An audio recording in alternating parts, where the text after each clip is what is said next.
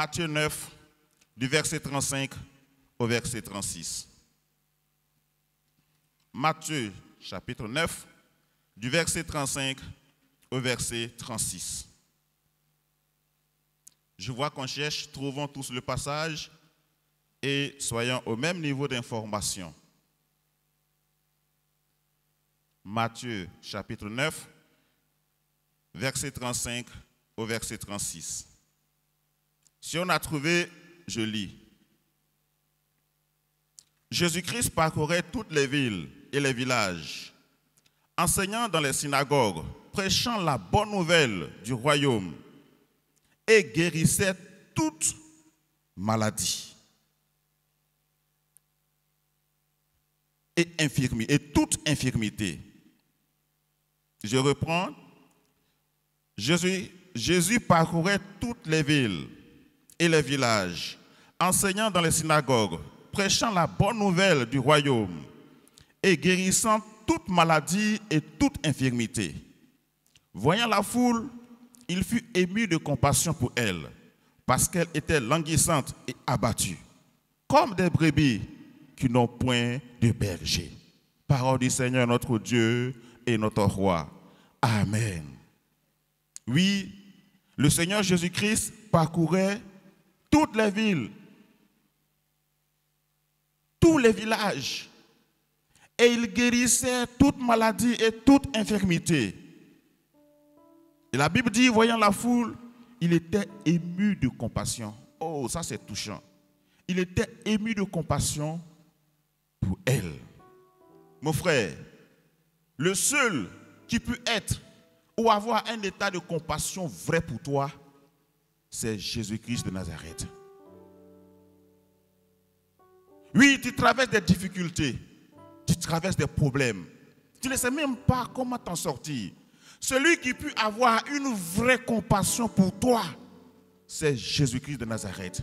Jésus ému de compassion pour la foule, parce qu'il a vu que la foule était languissante et abattue. C'est Jésus qui voit que tu es languissant, que tu es abattu et qui est ému de compassion pour toi. Et c'est lui qui est la solution à cette situation. Qu'est-ce que tu traverses? Qu'est-ce que tu vis? Quelles sont tes craintes, tes inquiétudes? Tu ne vois même pas le lendemain. Tu es même paralysé pour ça. Tu es devant le bon berger qui est ému de compassion pour toi et qui a la solution à ta situation. Alors ce matin, ne reste pas la bouche fermée. Laisse-moi te dire, un homme peut avoir de la compassion pour toi avec malice. Un homme peut avoir de la compassion pour toi avec ruse. Un homme peut avoir de la compassion pour toi en ayant un rire narquois, moqueur. Un homme peut avoir de la compassion pour toi, dis ça dans ses lèvres, mais c'est 0 sur 20.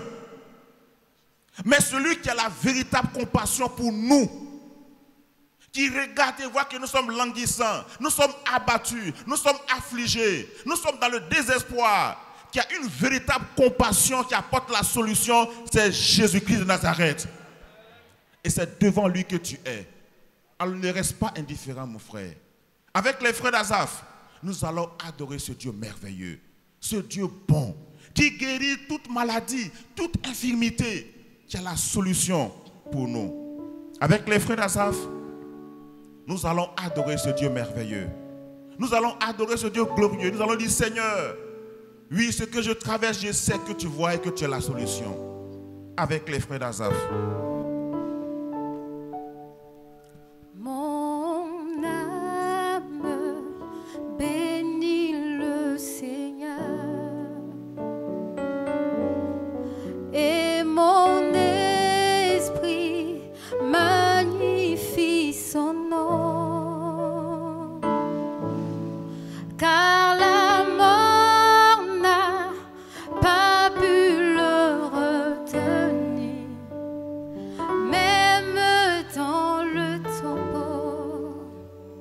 Jésus est Seigneur, même dans le tombeau.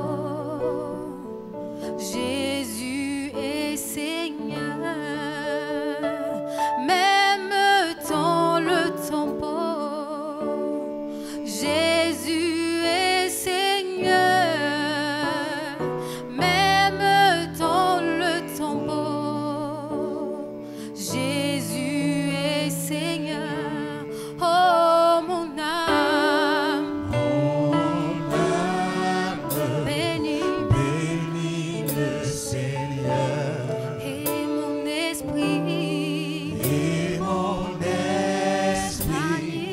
magnifie son nom.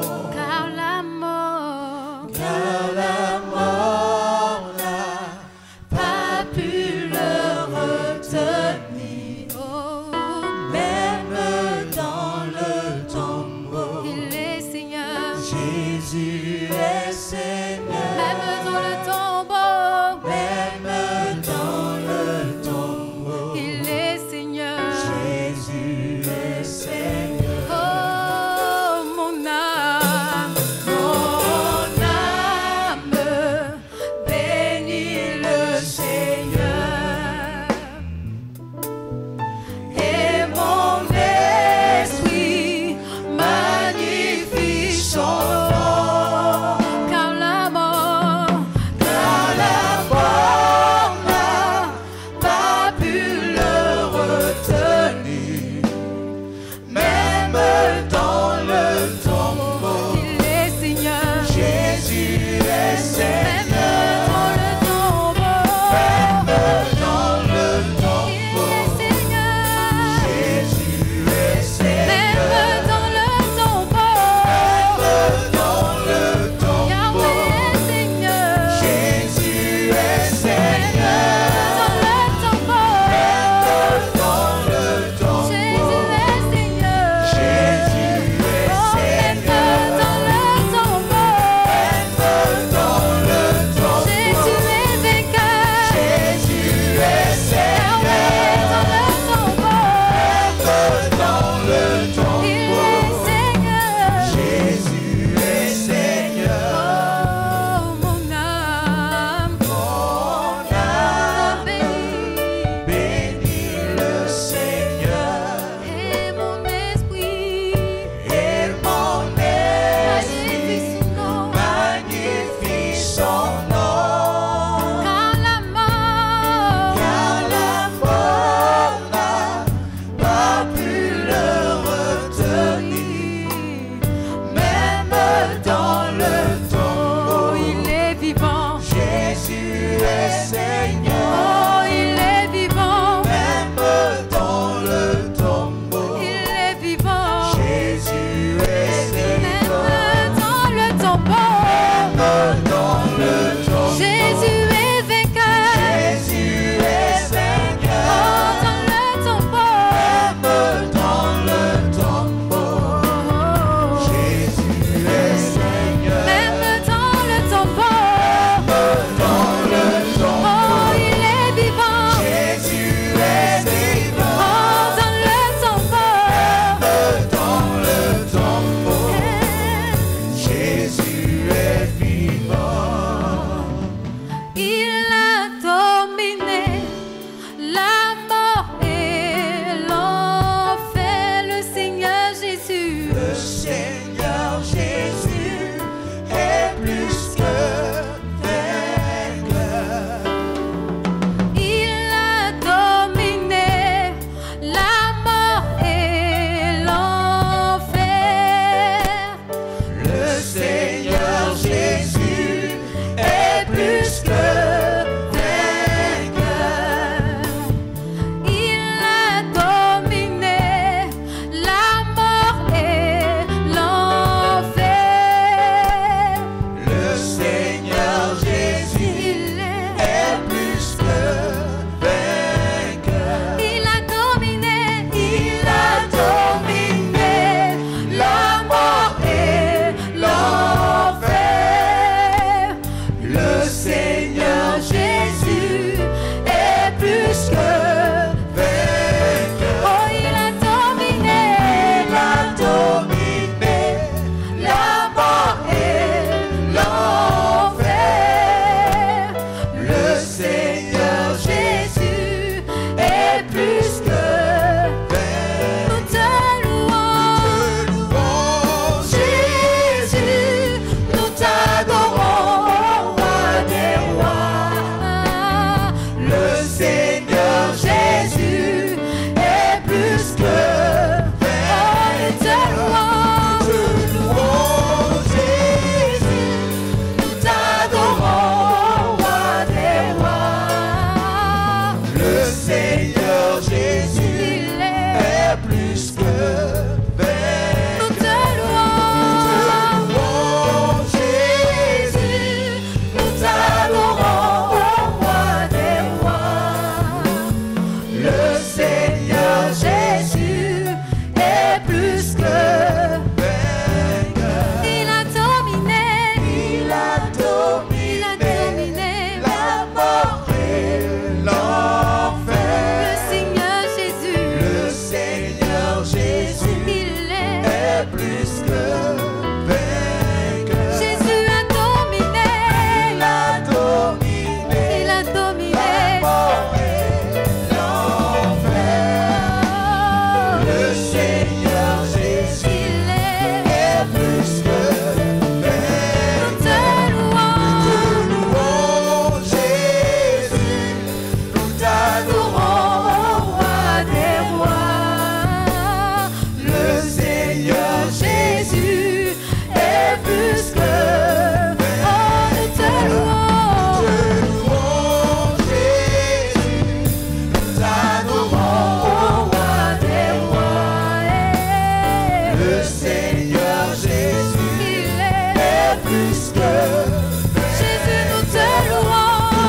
louons Jésus, nous adorons, roi des rois. Le Seigneur Jésus est plus que vainqueur. Oh, oh. Quand je regarde les montagnes, regarde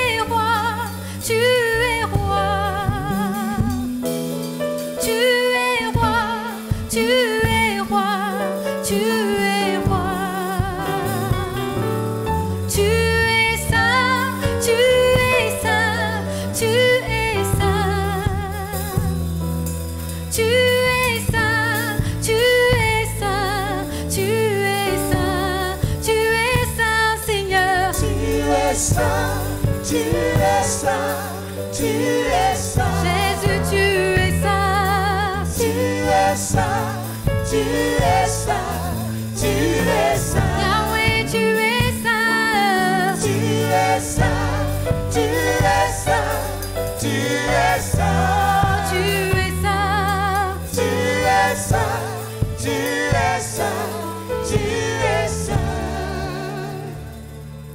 Nul n'est comme toi. Aucun Dieu n'est comme toi, oh Jésus. Je peux chercher pendant l'éternité sans trouver un Dieu comme toi. Nul n'est comme toi, Jésus. Nul n'est comme toi. Aucun Dieu n'est comme toi. Aucun Dieu n'est comme toi, oh Jésus. Oh, Je peux chercher pendant l'éternité sans trouver sans trouver un Dieu comme toi.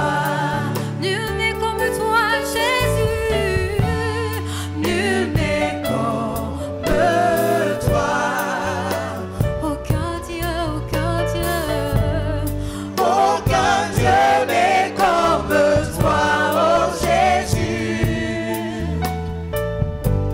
Je peux chercher pendant l'éternité sans trouver un Dieu comme toi.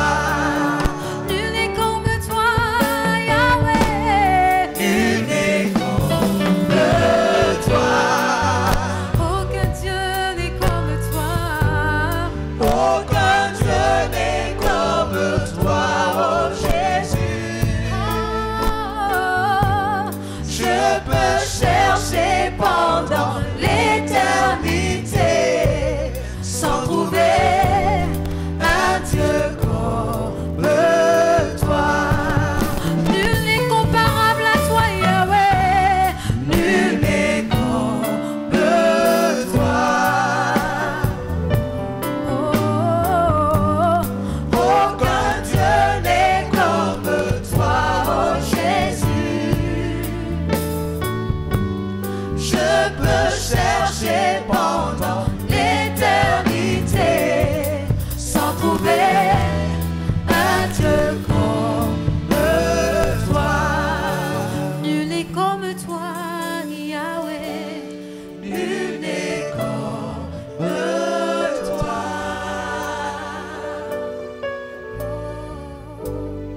Aucun Dieu n'est comme toi, oh Jésus. Je peux chercher pendant l'éternité sans trouver un Dieu comme toi. Lorsque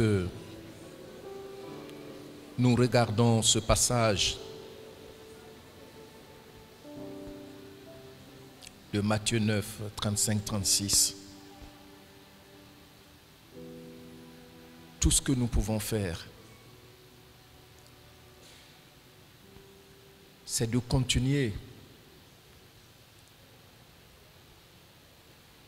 à exprimer notre reconnaissance à celui qui nous a vus dans notre état de misère, Jésus-Christ, et qui est venu nous retirer de là, nous introduire dans sa famille. Nous qui étions sans berger, désormais nous avons le berger immortel, le berger qui ne fuit devant aucun danger.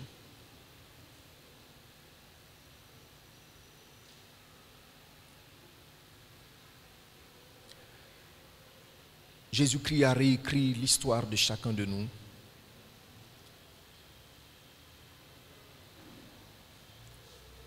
C'est lui le Dieu de compassion.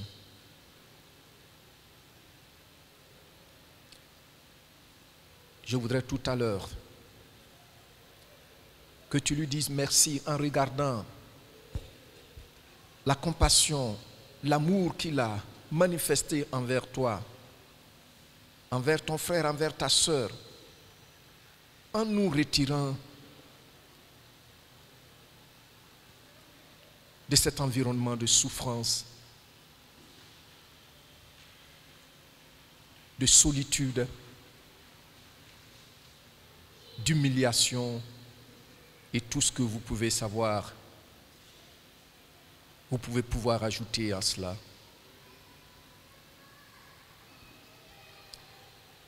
Je m'en allais dans la vie sombre, je m'en allais sans aucun guide, je m'en allais, je m'en allais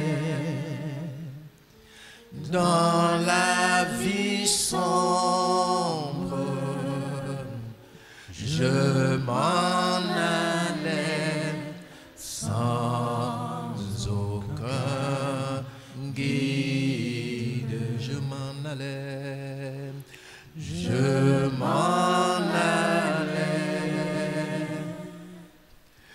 dans la vie sombre, je m'en allais sans aucun guide, je le suivrai, je le suivrai toute ma vie, le Seigneur Jésus m'a sauvé, je le suivrai toute ma vie, c'est mon salut, je le suivrai, je le suivrai toute ma vie, le Seigneur Jésus m'a sauvé, je le suivrai